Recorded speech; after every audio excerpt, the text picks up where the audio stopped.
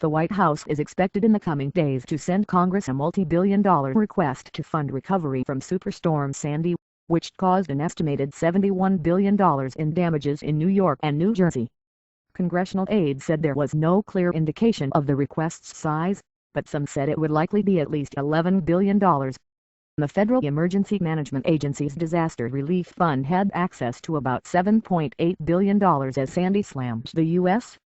East Coast on October 29, causing widespread destruction in coastal New York and New Jersey. Lawmakers and analysts also said Congress will need to shore up the heavily indebted National Flood Insurance Program in the face of $12 billion in payouts resulting from Sandy, ranked as the second worst disaster in U.S. history. U.S. Senate Majority Leader Harry Reid, asked about the additional Sandy funding request, said, "Well, we can't do anything with the disaster aid package until we get something from the White House, and I'm told that will be here as early as tomorrow or the next day." A White House official declined to provide any details about the administration's plans. "We are working closely with our partners in the states and in Congress, but it's premature to speculate on specific actions as we work to ensure the governors have the necessary support," the official said.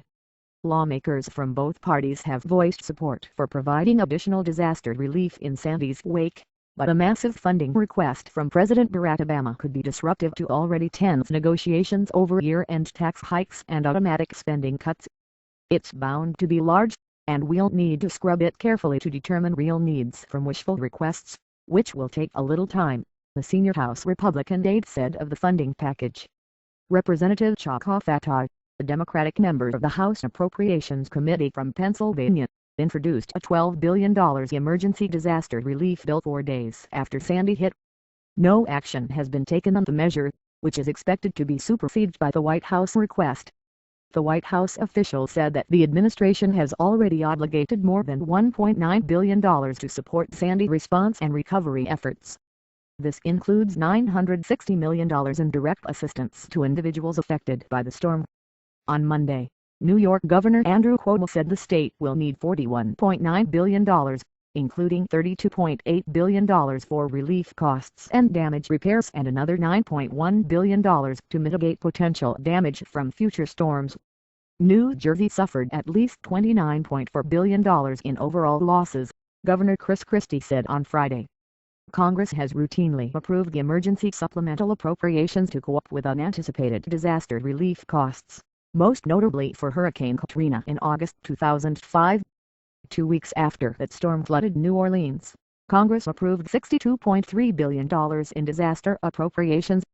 It added another $29 billion by December 30 after Hurricanes Rita and Wilma hit the Gulf Coast, and another $19.3 billion for those storms by June 2006. Supplemental appropriations for Katrina costs were still being made as late as 2010. Flood insurance shore up.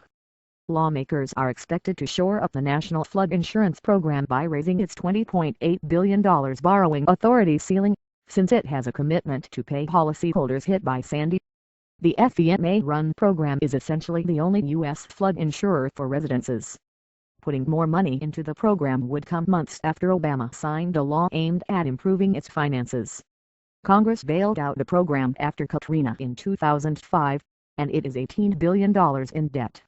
Senator Tim Johnson, the South Dakota Democrat and chairman of the Senate Banking Committee, will closely monitor developments to make sure that the NFIP is able to meet its obligations and pay claims to policyholders, a committee aide said. FEMA has estimated Sandy-related losses of $6 billion to $12 billion.